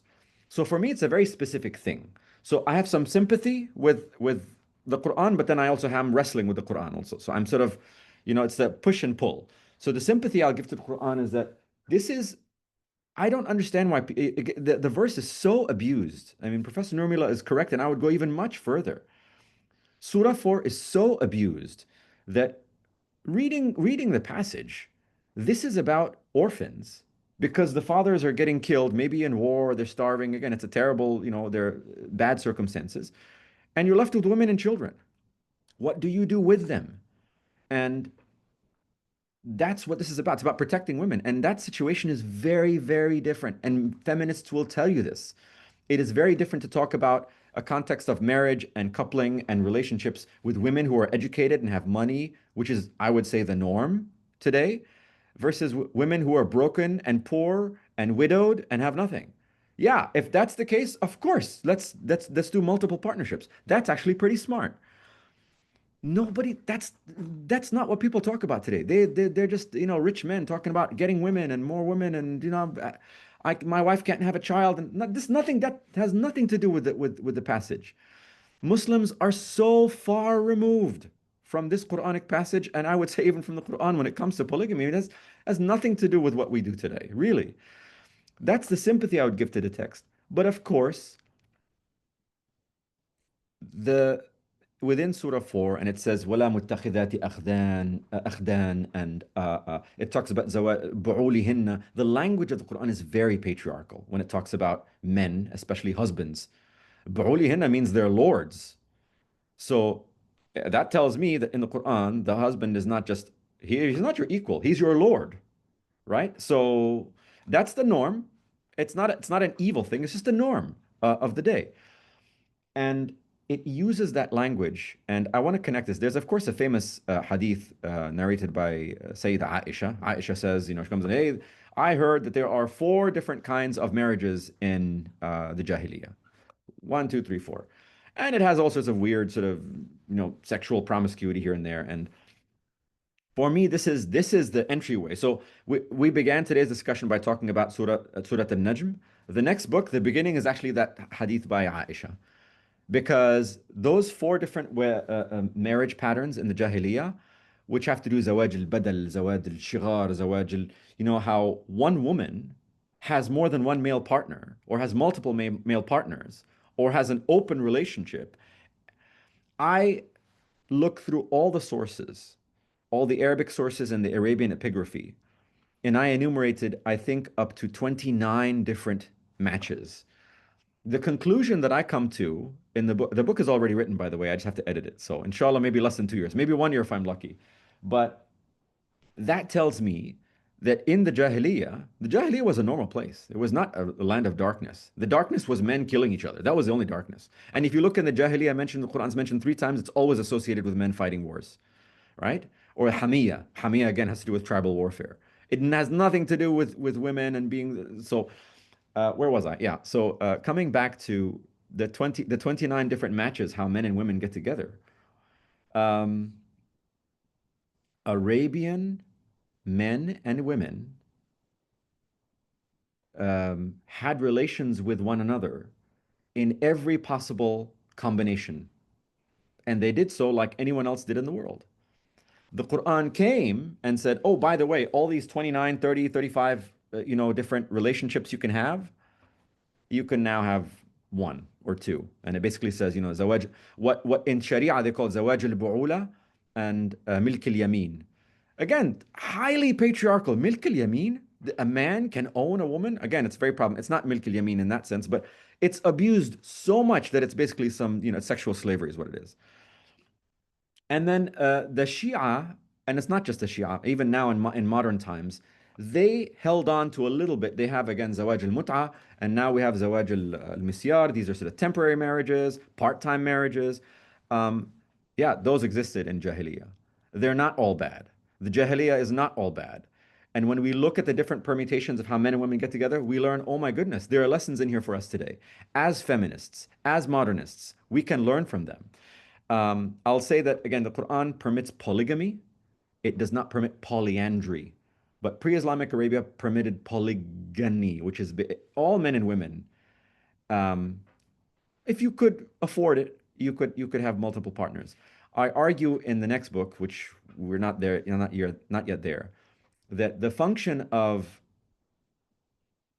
who you had a relationship with had more to do with social class and with wealth.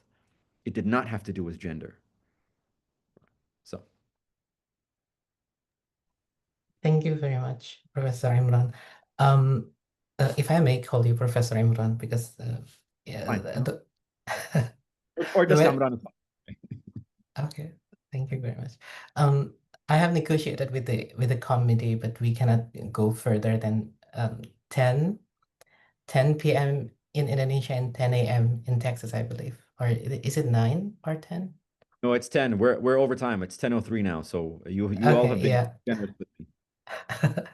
Yeah, but the discussion is getting interesting, but we are running out of time. That always happens, and I have negotiated with the committee, but they do not allow me to go further after over 10.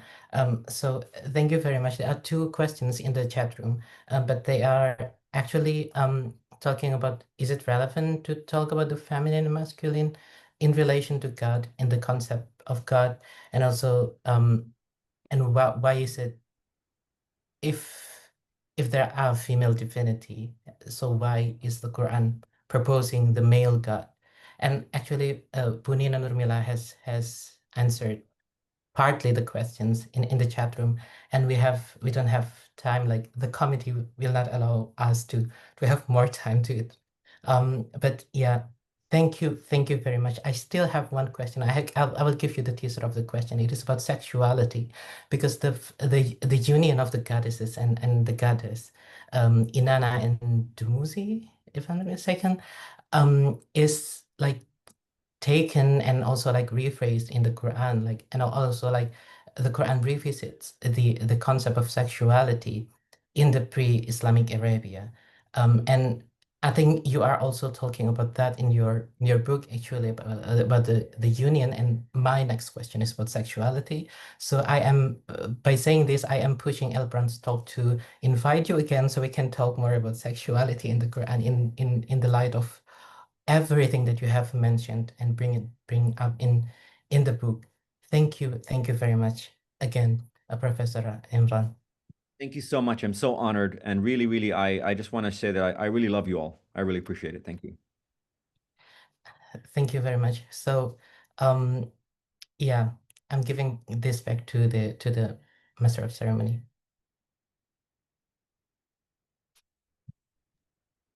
Okay, thank you so much for the Professor Emran Badawi. for incredible explanation and insight, and also to the Mr. Abdullah. Thank you so much for the moderating.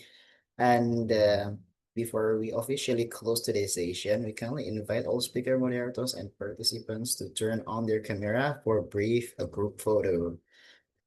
Allow me to the Professor David to get a photo right. This only will take a moment for we be part of our official documentation. So for all of the audience to turn on your camera, please, because we will get a group photo. And just information that we are very proud. Up to this moment, we still have more than 89 participants, and early the number even reached 116 participants last time. Thank you so much for our members too. Oke, bisa minta tolong teman-teman menyalakan kamera. Kita akan sesi foto bersama dengan Prof. Badawi dan juga Prof.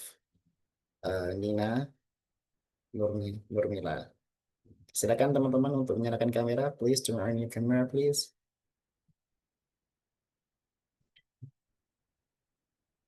Okay.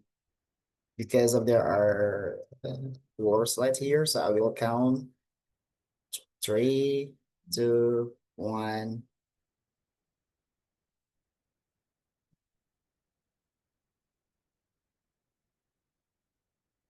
Okay, for the second slide, 3, 2, 1. Okay, for the third slide, 3, 2.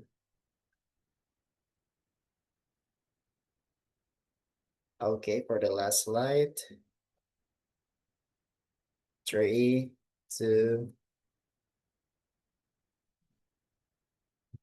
1. Thank you so much. Okay, ladies and gentlemen, as our agenda has run well, without any obstacles, we extend our deepest appreciation to all incredible speakers and participants, especially for the Professor Nina Nurmila for the keynote speaker, for the Professor Emran El-Badawi for the lecturer, for the Dr. Muid Nawawi, and the brother Muhammad Lutfillah for the moderator.